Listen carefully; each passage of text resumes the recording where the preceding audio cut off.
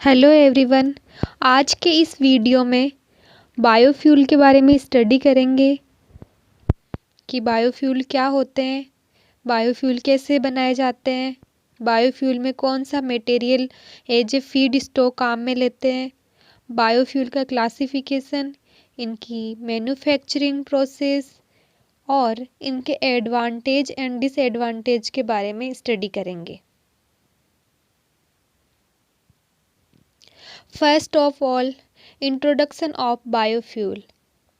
Biofuel renewable non-traditional liquid fuel होते हैं। इनको प्लांट और एनिमल वेस्ट मटेरियल से डेवलप किया जाता है। कॉमर्शियली यूज होने वाले बायोफ्यूल में बायोइथेनॉल, बायोडीजल, बायोमेथेन को इंक्लूड किया गया है। बायोइथेनॉल है, इसको डेवलप करने के लिए शुगर, एल्गी, वीट और शुगर बीट को यूज लेते हैं। बायोडीजल को बनाने के लिए वेजिटेबल ऑयल, एल्गल लिपिड्स और एनिमल फैट को काम में लिया जाता है। बायोमेथेन को बनाने के लिए organic waste material, sewage, agriculture waste और डोमेस्टिक वेस्ट को काम में लेते हैं। अब बात करते हैं बायोफ्यूल फीड स्टॉक की।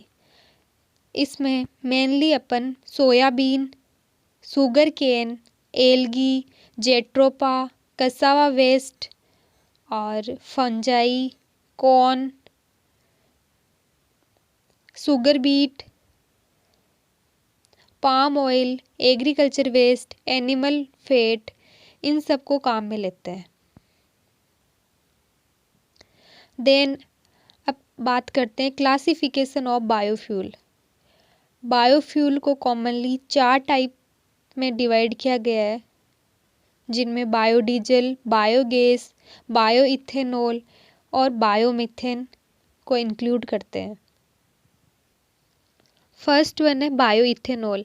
बायोइथेनॉल है वो एक टाइप से अल्कोहल होता है और इसको फर्मेंटेशन की प्रोसेस से प्रोड्यूस किया जाता है। इसमें शुगर और स्टार्ची क्रॉप्स होती है, फॉर एग्जांपल कॉर्न हो गया एंड शुगर केन। इनका मोलासस, बेगसेस, इसको काम में लेकर के फर्मेंटेशन की प्रोसेस से बायोइथेनॉल को प्रोड्यूस किया जाता है। इथेनॉल प्रोडक्शन के लिए सेल्यूलोजिक बायोमास, जो कि नॉन फूड सोर्स है, ट्री और ग्रासेस, उनको काम में लेकर के भी इथेनॉल का प्रोडक्शन किया जाता है। बायोइथेनॉल को अल्टरनेटिव फ्यूल के रूप में जो ब्राज़ील एंड यूएसए है, इसके लार्जेस्ट प्रोड्यूसर है, अल्टरनेटिव फ्यूल के रूप में काम में लेते हैं इसको। अब बात करते हैं बायोइथेनॉल प्रोडक्शन प्रोसेस की। इसमें सबसे पहले बायोमास हैंडलिंग करते हैं और बायोमास का प्री ट्रीटमेंट किया जाता है, जिसमें 2 प्रोसेस इंक्लूड की जाती है। फर्स्ट वन एंजाइम को काम में लेते हुए एंजाइमेटिक प्रोडक्शन करते हैं। सेकंड है सेलुलोज हाइड्रोलाइसिस, जिसमें ग्लूकोज फर्मेंटेशन किया जाता है और इथेनॉल रिकवरी के थ्रू इथेनॉल का प्रोडक्शन और as a byproduct lignin है वो भी प्रोड्यूस होता है। इसको फर्दर यूटिलाइज किया जाता है लिग्निन को। बायोमास प्री ट्रीटमेंट से पेंटोज प्रोड्यूस होता है, तो इस पेंटोज का फर्मेंटेशन करके इससे भी इथेनॉल है उसका प्रोडक्शन कर सकते हैं। अब बात करते हैं applications of bioethanol. First application है बायोइथेनॉल को ट्रांसपोर्ट फ्यूल के रूप में काम में ले सकते हैं और ये अच्छा अल्टरनेटिव है गैसोलीन को रिप्लेस करने के लिए। इसके अलावा इसको पावर जनरेशन में, फ्यूल सेल में काम में ले सकते हैं और कोजनरेशन सिस्टम उसमें यूज कर सकते हैं। इसके अलावा जो भी केमिकल इंडस्ट्रीज है उनमें as a feedstock bioethanol को काम में ले सकते हैं। और ब्लेंडिंग प्रोसेस के थ्रू इसमें इथेनॉल और स्मॉल अमाउंट में गैसोलीन को मिक्स करके काम में लिया जाता है। तो ये एक बहुत ही अच्छा कॉस्ट इफ़ेक्टिव मेथड है बायोइथेनॉल को काम में लेने का। अब बात करते हैं advantage and disadvantage of bioethanol. First, advantage. पहला एडवांटेज ये है कि बायोइथेनॉल है वो इको फ्रेंडली होता है और इसका कंप्लीट कंब्यूशन होता है। जो ग्रीन हाउस गैसेस का प्रोडक्शन होता है वो भी रिड्यूस होएगा जो बायोइथेनॉल को काम में लेते हैं तो। उसके अलावा कार्बन न्यूट्रल होता है और जो ओजोन फॉर्मेशन है वो भी डिक्रीज होगा। जो ट्रोपोस्फेयर में बेड ओजोन फॉर्म होती है जो अपने लिए हार्मफुल होती है तो उसका फॉर्मेशन कम होएगा। जो रिन्यूएबल एनर्जी सोर्स है उसके रूप में इसको काम में ले सकते हैं। इसके अलावा फ्यूल स्पिल जो ओशियंस की एक मेजर प्रॉब्लम रहती है तो ये बायोडिग्रेडेबल इन नेचर होता है और नॉन टॉक्सिक होता है तो उसको भी रिड्यूस करेगा। अब बात करते हैं इसके डिसएडवांटेज की। फर्स्ट डिसएडवांटेज ये है कि इन क्रॉप्स को ग्रो करने के लिए लार्ज अमाउंट में अरेबल लैंड्स है उनकी रिक्वायरमेंट होती है जिसकी वजह से अपने जो नेचुरल हैबिटेट्स है वो डिस्ट्रॉय हो जाएंगे और फिर पीपल है वो ज़्यादा मात्रा में और फार्मर्स अपने फील्ड में ज़्यादा मात्रा में इन क्रॉप्स को ग्रो करेंगे जिसकी वजह से फूड ग्रेन की कमी हो जाएगी। उसके अलावा ये पेट्रोलियम जितना इफ़िशियंट मेथड नहीं है। बायोइथेनॉल की जो प्रोडक्शन की प्रोसेस है उसमें कार्बन डाइऑक्साइड है वो ह्यूज अमाउंट में रिलीज होती है। उसके अलावा कोल्ड की वजह से डिफ़िकल्टीज होती है इसमें और जो ट्रांसपोर्टेशन होता है उसमें भी डिफ़िकल्टीज आती है। तो ये कुछ इसके डिसएडवांटेज थे। अब बात करते हैं बायोडीजल की। बायोडीजल है वो variety of Easter based oxygenated fuel होता है। इसमें फैटी एसिड ग्लिसरीन जब 3 मॉलिक्यूल ऑफ एल्कोहल के साथ में रिएक्शन करते हैं तो एल्कोहल और फैटी एसिड आपस में कंबाइंड हो जाते हैं और जो ग्लिसरीन है वो as a byproduct release होता है। फॉसिल फ्यूल के मुकाबले या फॉसिल डीजल के मुकाबले बायोडीजल है वो नॉन टॉक्सिक होता है और सल्फर और एरोमेटिक कंपाउंड फ्री होता है। अब बात करते हैं बायोडीजल प्रोडक्शन प्रोसेस की।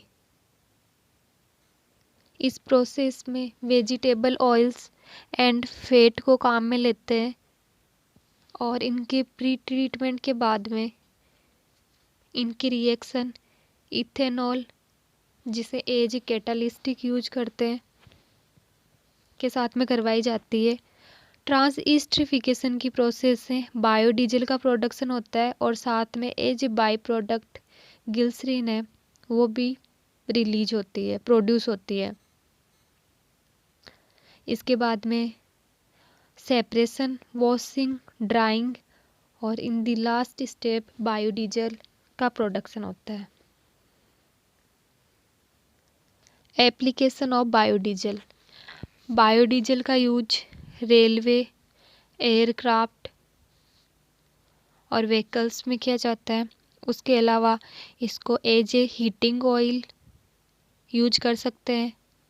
बायोडीजल को जनरेटर्स में काम में ले सकते हैं और क्लीनिंग एजेंट की तरह ऑयल स्पिल्स को क्लीन करने के लिए भी काम में ले सकते हैं।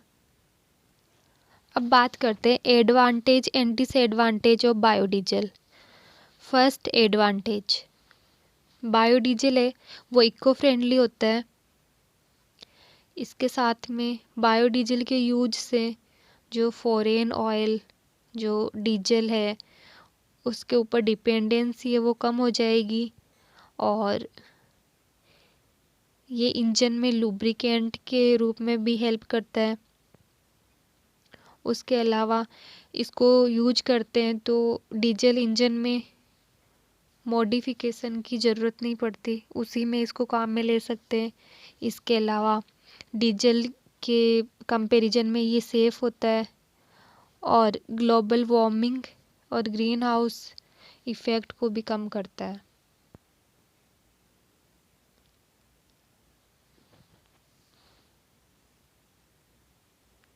अब बात करते हैं डिसएडवांटेज की।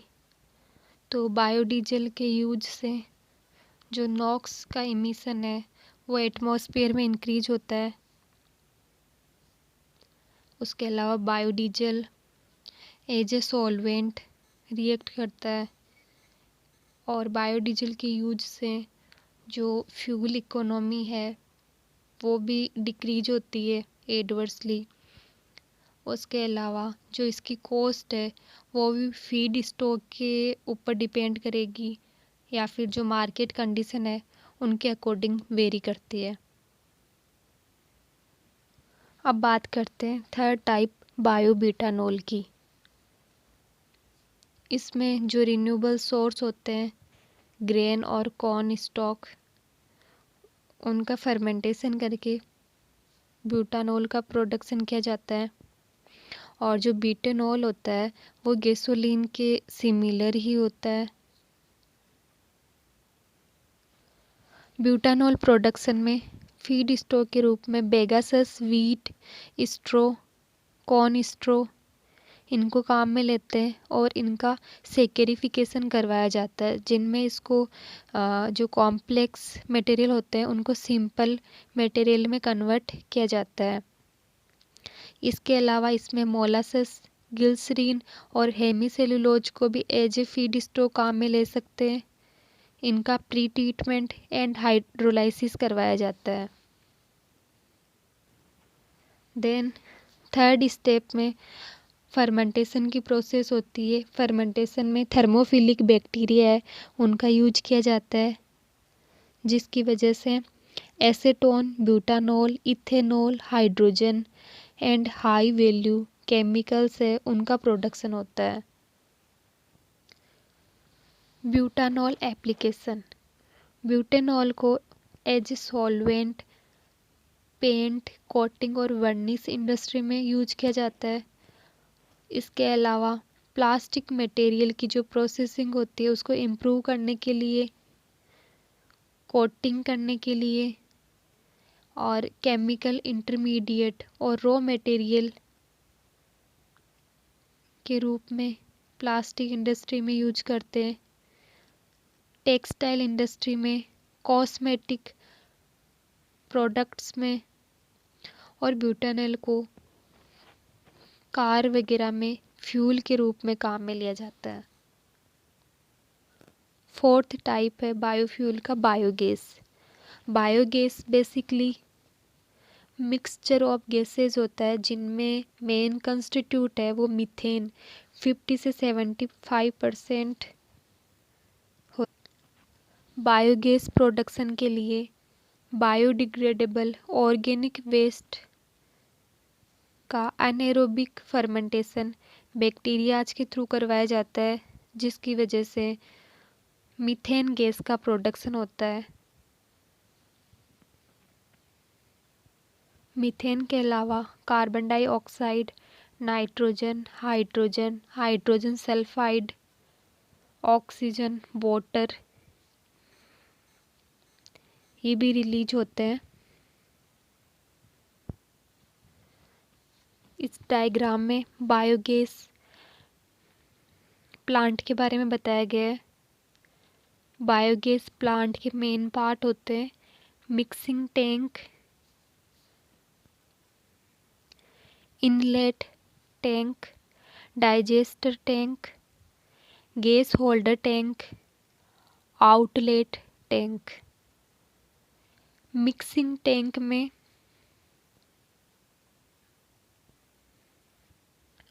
वाटर एंड बायोडिग्रेडेबल मटेरियल जिसमें काऊ डंक और जो भी ऑर्गेनिक मटेरियल है उनको इक्वल प्रपोर्शन में मिक्स करके सैलरी का प्रोडक्शन किया जाता है, सैलरी में कन्वर्ट किया जाता है इन मटेरियल को। और ये सैलरी इनलेट टैंक से होते हुए डाइजेस्टिव टैंक में कलेक्ट होती है और डाइजेस्टिव टैंक में बायोकेमिकल प्रोसेस स्टार्ट होती है एनारोबिक माइक्रो ऑर्गेनिज्म के थ्रू, जिसमें 4 biochemical process hydrolysis, acidogenesis, acetogenesis and methanogenesis process के थ्रू जो मेथेन गैस है उसका प्रोडक्शन होता है, जिसकी वजह से गैस चैम्बर में मेथेन गैस कलेक्ट होती रहती है।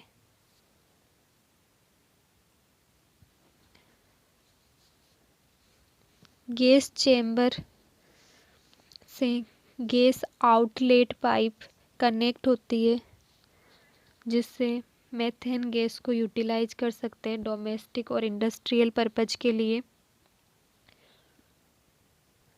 और आउटलेट टैंक में स्लज है वो कलेक्ट होता रहता है, इसे as a manure farm field में काम में ले सकते हैं, जो हाई इन न्यूट्रिएंट होता है, एनपीके हायर अमाउंट में होते हैं इसमें। बायोकेमिकल प्रोसेस में फर्स्ट वन है हाइड्रोलाइसिस। इसमें जो बायोमास होता है उसको सिंपल प्रोडक्ट में कन्वर्ट किया जाता है, प्रोटीन, कार्बोहाइड्रेट, फैट, इनको इनकी monomer units amino acid, fatty acid, simple sugars में कन्वर्ट किया जाता है माइक्रो ऑर्गेनिज्म के थ्रू। इसके बाद में सेकंड बायोकेमिकल प्रोसेस का स्टेप है एसिडोजेनेसिस। इस स्टेप में propionic, carbonic acid, butyric acid, ammonia, CO2 इनका प्रोडक्शन होता है। थर्ड स्टेप है एसेटोजेनेसिस, जिसमें एसिटिक एसिड और हाइड्रोजन का प्रोडक्शन होता है। फोर्थ स्टेप है मेथेनोजेनेसिस। इसमें carbon dioxide 4 molecule of hydrogen से रिएक्ट करके डायरेक्टली मेथेन में कन्वर्ट हो जाती है और 2 मॉलिक्यूल H2O रिलीज होते हैं, या फिर एसिटिक एसिड ब्रेक डाउन होके मेथेन और कार्बन डाइऑक्साइड में कन्वर्ट हो जाता है। इसमें मेथेनोजन बैक्टीरिया होते हैं, आर्की बैक्टीरिया, मेथेनोमाइक्रोबियम, ये इन्वॉल्व होते हैं जो मेथेन का प्रोडक्शन करते हैं।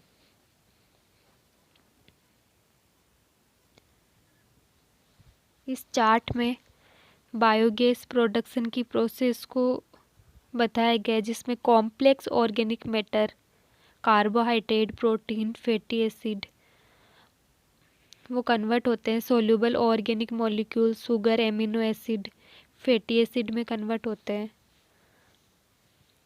इसके बाद में वोलेटाइल फैटी एसिड है, इनमें कन्वर्ट होते हैं। और एसिटोजेनेसिस में एसिटिक एसिड का प्रोडक्शन होता है, हाइड्रोजन, कार्बन डाइऑक्साइड।